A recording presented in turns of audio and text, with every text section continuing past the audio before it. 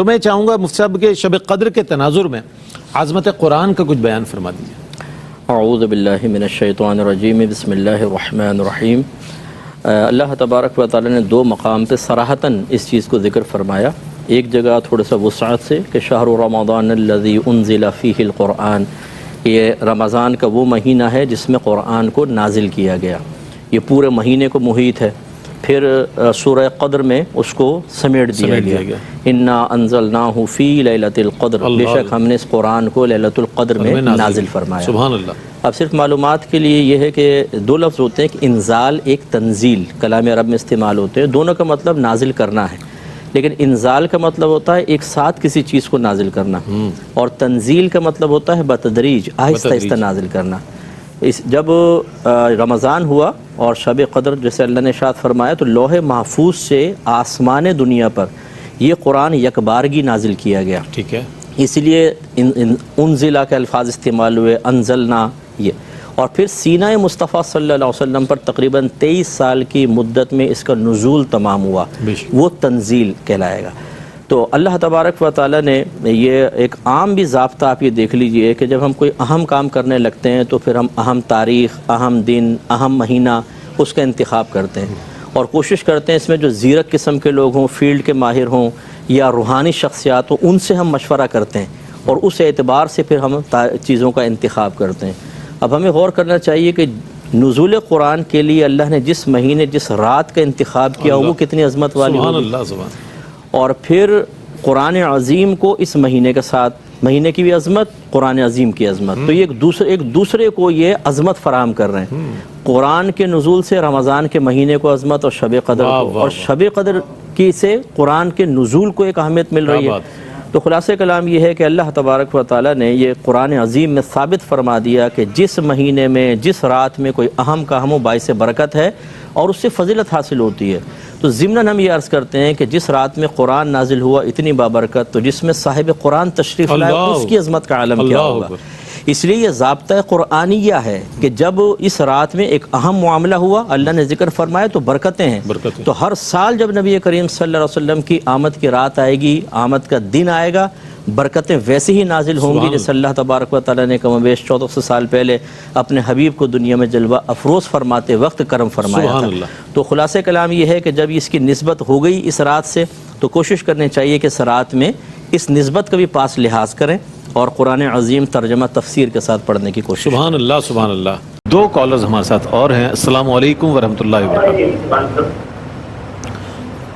جی جناب، السلام علیکم۔ جی السلام علیکم۔ وعلیکم السلام، سوال بتائیے گا۔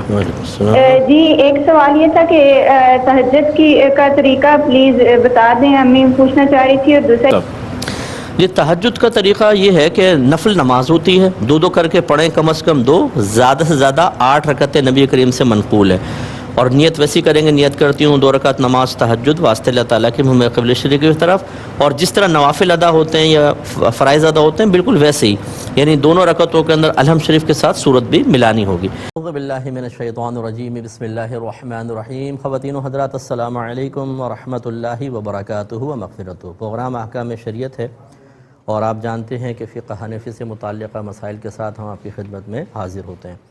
کچھ اور پھر کویسچنز لیں گے، پھر انشاءاللہ کالز کا سلسلہ ہوگا۔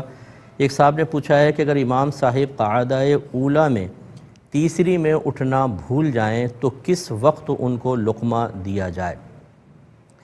دیکھیں، پہلی بات یاد رکھیں، لقمہ کا مطلب ہوتا ہے امام کو اس کی غلطی پر مطلع ہونے کے لیے کچھ اشارہ کرنا، یعنی وہ منہ سے کچھ بولا جاتا ہے تو اس کو لقمہ کہہ دیا جاتا ہے۔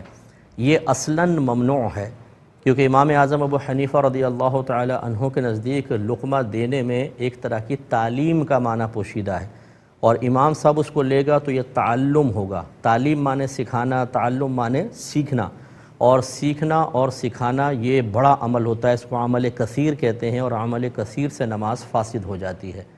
اس کا مطلب یہ ہوا کہ لقمہ دینے سے نماز فاسد ہوگی، ٹوٹ جائے گی۔ لیکن چونکہ اگر لقمہ نہ دیا جائے تو بعض اوقات امام صاحب کو ایسی غلطی کر بیٹھتے ہیں کہ نماز میں فساد پیدا ہوتا ہے، اس لیے ضرورتاً اس کی اجازت دی گئی۔ اور یہ یاد رکھیں کہ جو چیز اصلاً ممنوع ہوتی ہے لیکن کسی ضرورت کے سبب اس کی اجازت دی جاتی ہے، تو وہ جہاں ضرورت ہوتی ہے وہیں پر اس کی اجازت ہوگی۔ اگر ضرورت سے ہٹ کر آپ نے وہ کام کیا تو پھر آپ وہی سابقہ حکم کی طرف آ جائیں گے۔ تو لہٰذا اسی لیے فقہا نے لکھا کہ لقمہ اپنے محل میں ہو تو ٹھیک، غیر محل میں دیا جائے تو مقتدی کی نماز فاسد ہو جائے گی جس نے لقمہ دیا، اور اگر امام قبول کر لے تو اس کی نماز بھی جائے گی۔ محل میں لقمہ دینے کا مطلب جہاں ٹھیک ضرورت تھی وہاں، اور غیر محل کا مطلب جہاں ضرورت نہیں تھی اور لقمہ دے دیا۔ تو خلاصہ کلام یہ ہوا کہ اب اس مسئلے میں بھی دیکھنا یہ ہوگا کہ کہاں محل بنتا ہے اور کہاں نہیں۔ بعض اوقات امام صاحب دوسری میں جیسے بیٹھے ہیں اتحیات آہستہ آہستہ پڑھتے ہیں، ہم جلدی ختم کر لیتے ہیں، اور ختم کرنے کے بعد ہم یہ سمجھتے ہیں شاید امام صاحب ابھی آگے نکل گئے ہیں، درود شریف بھی پڑھ رہے ہیں اور دعا بھی پڑھ رہے ہیں کیونکہ اتنی دیر ہو گئی ہے، تو ہم لقمہ دے دیتے ہیں۔ اگر ہم نے ابھی امام صاحب اتحیات ہی پڑھ رہے تھے اور ہم نے تیسری میں اٹھنے کے لیے لقمہ دیا تو یہ تو محل میں نہ ہوا، غیر محل میں ہوا، لہذا لقمہ دینے والی کی نماز فاسد ہو جائے گی۔ تو خلاصہ کلام یہ ہوا کہ اس کا مطلب یہ ہے پوری احتیاط اور اطمینان درکار ہے کہ ایک عام آدمی ہلکی سپیڈ میں بھی اتحیات پڑھے تو وہ بھی ٹائم گزر گیا اور امام صاحب بیٹھے ہوئے ہیں، تو اس کا مطلب یہ ہوا کہ اب اتحیات کراس کر کے درود شریف یا دعا تک پہنچ چکے ہیں، پھر فوری طور پہ آپ لقمہ دے سکتے ہیں۔ لیکن اگر ابھی وہ اتحیات پڑھ رہے تھے، آپ نے لقمہ دے دیا تو یہ غیر محل میں لقمہ دینا کہلائے گا، آپ کی نماز فاسد ہو جائے گی۔ ایک یہ بھائی نے غالباً انڈیا سے کال کی تھی کہ اذان کے فوراً بعد ہم نماز پڑھ سکتے ہیں، جیسے لاک ڈاؤن میں بھی گھر میں ہیں، یا وہی جیسے جماعت کے لیے 20 منٹ بعد جماعت ہوتی ہے تو انتظار کرتے ہیں پھر جماعت سے نماز پڑھتے ہیں، کیا حکم شرع ہے؟ دیکھیں جب لاک ڈاؤن ہے آپ گھر میں ہیں تو جیسے ہی وقت شروع ہو اذان کا بھی انتظار نہ کریں، آپ خود اپنی اذان دیں اور نماز پڑھ لیں، بالکل ٹھیک ہے۔ بغیر اذان کے بھی اگر آپ نماز پڑھ لیں گے ہو جائے گی، لیکن سنت یہ ہے، بہتر ہے کہ آپ اذان دے لیں۔ لیکن اگر فرض کر لیں آپ مسجد کی اذان کا انتظار کرتے ہیں تو بس وہ اذان ہو اس کے فوراً بعد آپ نماز پڑھ سکتے ہیں۔ وہ جو انتظار ہوتا ہے اذان کے بعد وہ جماعت کے لیے لوگوں کے آنے کا انتظار ہوتا ہے، وہ اس لیے کرتے ہیں تاکہ چلو لوگ اپنے کام سے سمیٹ کے 15-20 منٹ میں جمع ہو جائیں تو ایک بڑی جماعت ہو جائے گی۔ اگر اذان دیتے ہی فوراً جماعت قائم کی جائے تو پھر لوگ نہیں آ سکیں گے، تو اس میں ایک حکمت پوشیدہ ہوتی ہے، لہذا گھر میں چونکہ اس حکمت کی ضرورت نہیں ہے تو لہذا آپ فوراً نماز ادا کر سکتے ہیں۔ ایسی ایک بہن نے فرمایا کہ میرا بچہ چھوٹا ہے اور میں دودھ پلاتی ہوں تو اس سے روزے پہ کوئی فرق تو نہیں پڑے گا؟ تو دیکھیں پہلی بات تو یہ کہ دودھ پلانے سے روزے پہ کوئی فرق نہیں پڑتا، نہ روزہ جاتا ہے نہ اس سے وضو ٹوٹتا ہے، یہ اچھی طرح یاد رکھیں۔ اس حالت میں بہنیں دودھ پلا سکتی ہیں، لیکن بات وہی ہے کہ اگر فرض کریں دودھ پلانے سے عورت کو اتنی زیادہ نقاہت ہو جائے کہ وہ روزہ پورا ہی نہیں کر سکتی اور دودھ نہ پلائے تو پرابلم ہو تو اس کے لیے بھی رعایت نکلے گی۔ ایسی بہنوں کو دیکھنا چاہیے کہ کیا بچہ آپ کے دودھ کے علاوہ کسی اور غذا پر یہ مہینہ گزار سکتا ہے، پھر تو واجب ہے کہ آپ روزہ رکھیں اور بچے کو دوسری غذا پر لے کر آئیں اور یہ مہینہ آپ روزے رکھ کر گزاریں۔